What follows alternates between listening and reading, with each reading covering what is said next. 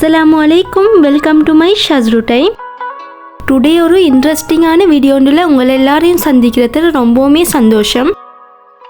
இன்றைக்கி இந்த வீடியோவில் ரொம்பவுமே ஸ்பெஷலான சோயா மீட் ரெசிபி ஃப்ரைட் டெவல் எப்படி பண்ணுறதுன்னு சொல்லி ரொம்பவுமே அட்டகாசமான டேஸ்ட்டில் எப்படி ரெடி பண்ணலான்னு சொல்லி வாங்க வீடியோக்குள்ளே போயிட்டு பார்க்கலாம்.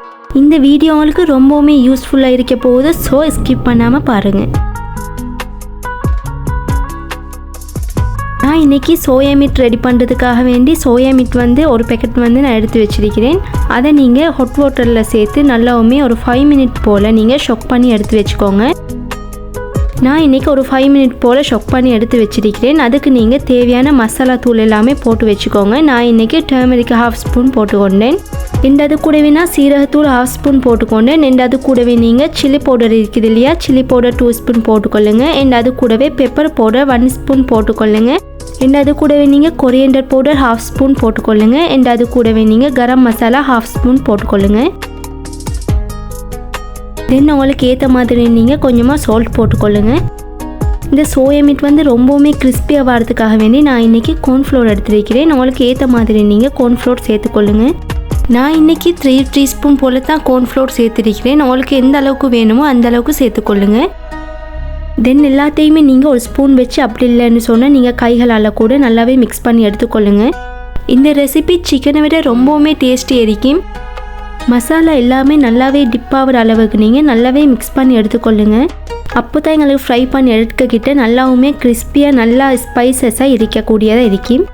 நான் இன்றைக்கி ஸ்பைசஸ் எனக்கு ஏற்ற மாதிரி நான் சேர்த்துக்கொண்டேன். உங்களுக்கு ஏற்ற போல் ஸ்பைசஸ் கூடுதலாக வேணும்னு சொன்னால் உங்களுக்கு நீங்கள் சேர்த்துக்கலாம்.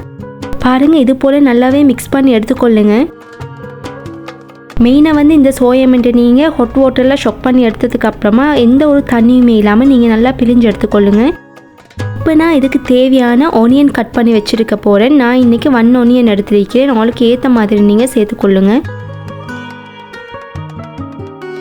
நான் இன்றைக்கி ஆனியன் இதை மாதிரி ஸ்லைஸாக கட் பண்ணி எடுத்துக்க போகிறேன். நீங்கள் இப்படி கூட கட் பண்ணி எடுத்துக்கலாம், அப்படி இல்லைன்னு சொன்னால் உங்களுக்கு சொப்பை கூட கட் பண்ணி எடுத்துக்கலாம். இதுக்கு தேவையான அளவுக்கு நான் இன்றைக்கி கார்லிக் எடுத்துருக்கேன். நீங்கள் அதை கூட சின்ன சின்னதாக கட் பண்ணி எடுத்துக்கொள்ளுங்க. தென் பாருங்கள், நான் இதுக்காக வேண்டி 2 சில்லி எடுத்துருக்கிறேன். அதையுமே நான் இப்போ கட் பண்ணி வச்சுக்க போகிறேன். ஸ்பைசஸ் எல்லாம் நான் போட்டு வச்சதுனால நான் இன்றைக்கி 2 சில்லி தான் நான் இன்றைக்கி எடுத்துருக்கிறேன்.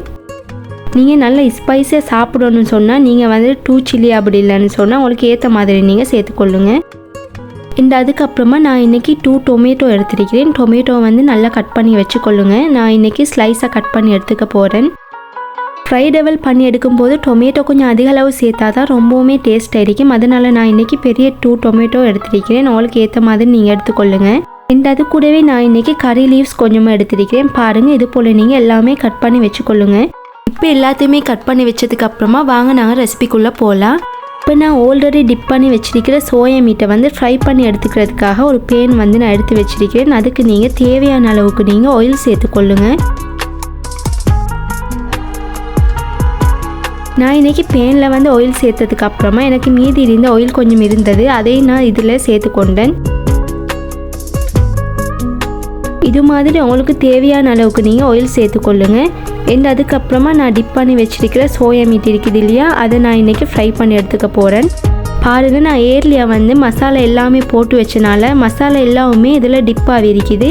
இது மாதிரி நீங்கள் எது ஃப்ரை பண்ணி எடுக்கிறதுனாலும் கூட நீங்கள் மசாலா எல்லாமே எட் பண்ணி அதுக்கப்புறமா நீங்கள் ஃப்ரை பண்ணி எடுத்துக்கொள்ளுங்க. தென் நான் இப்போ ஆயிலில் நல்லா ஆயில் காஞ்சதுக்கு அப்புறமா நீங்கள் சோயா மீட்டை போட்டு எடுத்துக்கொள்ளுங்க. இதை நீங்கள் ஃப்ரை பண்ணி எடுக்கக்கிட்ட கேஸை ஹை ஃப்ளேமில் வைக்காமல் நீங்கள் லோ ஃப்ளேமில் வச்சுக்கொள்ளுங்க. ஒரு சைடில் நான் இன்றைக்கி சோயா மீட் ஃப்ரை பண்ண வச்சுருக்கேன். ரெண்டாவது கூடவே நீங்கள் இன்னொரு பேன் எடுத்து வச்சுக்கொள்ளுங்க. இப்போ நான் சோயா மீட் டெவல் பண்ணி எடுத்துக்கிறதுக்கு தேவையான ஆயில் கொஞ்சமாக ஒரு பேனில் சேர்த்துக்கொண்டேன். அது கூடவே ஆயில் நல்லா காஞ்சதுக்கு அப்புறமா கடுகு கொஞ்சம் சேர்த்துக்கொள்ளுங்க. ஆயில் நல்லா காஞ்சதுக்கு அப்புறமா நீங்கள் கட் பண்ணி வச்சுருக்கிற கார்லிக்கை சேர்த்துக்கொள்ளுங்க. கார்லிக்கை நீங்கள் சேர்த்ததுக்கு அப்புறமா கார்லிக் கோல்டன் கலராக வரும் வரைக்கும் நீங்கள் நல்லாவே மிக்ஸ் பண்ணி எடுத்துக்கொள்ளுங்க.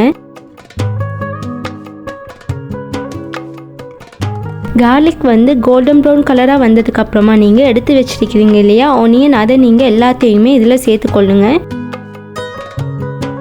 இந்த டெவல் வந்து ரொம்பவுமே டேஸ்டி இருக்கிறதுக்கு நாங்கள் எந்த அளவுக்கு ஒனியன் சேர்க்குறோமோ அந்த அளவுக்கு எங்களுக்கு டேஸ்டி இருக்கும். நீங்கள் மெயினாக வந்து டெவல் பண்ணி எடுக்கக்கிட்ட வந்து உங்களுக்கு தேவையான ஒனியனை நீங்கள் அதிக அளவில் சேர்த்துக்கொள்ளுங்க. இது மாதிரி நல்லாவே வதக்கி வச்சுக்கொள்ளுங்க. தென் ஒனியன் நல்லாவுமே வதங்கினதுக்கு அப்புறமா நீங்கள் எடுத்து வச்சிருக்கிற கறி லீவ்ஸ் இருக்குது இல்லையா, கறி லீவ்ஸை நீங்கள் சேர்த்துக்கொள்ளுங்க. அது கூடவே நான் எடுத்து வச்சிருக்கிற சில்லி இருக்குது இல்லையா, அதையுமே நான் சேர்த்துக்கொண்டேன். தென் எல்லாத்தையுமே நல்லாவுமே மிக்ஸ் பண்ணி எடுத்துக்கொள்ளுங்க. இந்த டெவல் செய்கிறதுக்காக வேண்டி நாங்கள் ரொம்பவுமே டேஸ்ட் இருக்கிறதுக்கு வந்து நாங்கள் டொமேட்டோ எடுத்து வச்சுருந்தோம் இல்லையா, அந்த டொமேட்டோ நீங்கள் இதில் சேர்த்துக்கொள்ளுங்க. மெயினாக வந்து டொமேட்டோ சேர்க்கலன்னு சொன்னால் டெவலை இல்லைங்க, அதை மாதிரி தாங்க. டொமேட்டோ சேர்க்குற மட்டுமே எங்களுக்கு டெவல் வந்து ரொம்பவுமே டேஸ்டியாக இருக்கும். அதனால் நீங்கள் டொமேட்டோ சேர்த்து நல்லாவுமே வதக்கி வச்சுக்கொள்ளுங்க. தென் பாருங்கள், ஃப்ரை பண்ண போட்டிருந்த சோயா மீட் வந்து எப்படி ஃப்ரை ஆகி வந்திருக்குதுன்னு சொல்லி பாருங்கள். இது போல் நீங்கள் அடிக்கொருவாக்க நீங்கள் ஸ்பூன் ஒன்றால் நீங்கள் மிக்ஸ் பண்ணி எடுத்துக்கொள்ளுங்க. அப்போ தான் எல்லா சைடுமே நல்லாவுமே ஃப்ரை ஆகி வரும். பாருங்கள், சோயா மீட் வந்து கோல்டன் கலருக்கு நல்லாவுமே அட்டகாசமாக வந்திருக்குது. இதை மாதிரி நீங்கள் இந்த ஸ்டேஜில் வந்து கேஸ் ஆஃப் பண்ணதுக்கு அப்புறமா ஒரு பிளேட்டில் நீங்கள் ட்ரான்ஸ்ஃபர் பண்ணி வச்சுக்கொள்ளுங்க. தென் பாருங்கள், நல்லாவுமே கிறிஸ்பியாக வந்திருக்குது. தென் பாருங்கள், இந்த ஸ்டேஜில் வந்து நீங்கள் சோயா மீட்டை நல்லாவுமே ஃப்ரை பண்ணி எடுத்துக்கொள்ளுங்க. நான் ஏர்லியாக மசாலா எல்லாமே போட்டு வச்சனால மசாலா எல்லாமே நல்லாவே டிப்பாகவே ரொம்ப டேஸ்ட்டாக இருக்குது. தென் இந்த சைடில் வந்து நான் வதக்கி வச்சிருக்கிற எல்லாமே நல்லாவுமே வதங்கி வந்திருக்குது. இப்போ நாங்கள் இதுக்கு தேவையான மசாலா போட்டுக்கொள்ளலாம். இதுக்கு வந்து நான் இன்றைக்கி டர்மரிக் வந்து 1/2 ஸ்பூன் போட்டுக்கொண்டேன். அது கூடவே சீரகத்தூள் 1/2 ஸ்பூன் போட்டுக்கொள்ளுங்க. பெப்பர் பவுடர் 1 ஸ்பூன் போட்டுக்கொள்ளுங்க. அது கூடவே சில்லி ஃப்ளேக்ஸ் இருக்குது இல்லையா, சில்லி ஃப்ளேக்ஸ் வந்து 1/2 ஸ்பூன் போட்டுக்கொள்ளுங்க. இது வந்து என்னென்னு சொன்னால் சோயா மீட்டில் வரும் இல்லையா சோஸ், அதையுமே நான் இதில் சேர்த்துக்கொண்டேன். தென் அது கூடவே சோயா மீட்டில் வந்து மசாலா பேக்கெட் ஒன்றுமே இருந்தது, அதையுமே நான் இதில் சேர்த்துக்கொண்டேன். இதுலேயுமே நல்லாவே ஸ்பைசஸ் இருக்கனால உங்களுக்கு ஏற்ற மாதிரி நீங்கள் ஸ்பைசஸ் சேர்த்துக்கொள்ளுங்க. அது கூடவே சோய் சாஸ் கொஞ்சம் சேர்த்துக்கொண்டேன். எல்லாத்தையுமே சேர்த்து நல்லாவுமே நீங்கள் வதக்கி வச்சுக்கொள்ளுங்க. நீங்கள் சோய் சாஸ் சேர்க்குறேன்னு சொன்னால் சேர்த்துக்கலாம், அப்படி இல்லைன்னு சொன்னால் ஸ்கிப் பண்ணிவிடுங்க. நான் இன்றைக்கி சால்ட் கொஞ்சம் சேர்த்துக்கொண்டேன். தென் மசாலா எல்லாமே நல்லாவே மிக்ஸ் ஆகி வாரத்துக்கு நான் இன்றைக்கி கொஞ்சமாக வாட்டர் சேர்த்துக்கொண்டேன். தென் இது போல் எல்லாத்தையுமே மிக்ஸ் பண்ணி எடுத்துக்கொள்ளுங்க. தேவையான அளவுக்கு வாட்டர் சேர்த்துக்கொள்ளுங்க, அதிக அளவு சேர்த்துக்கக்கூடாது.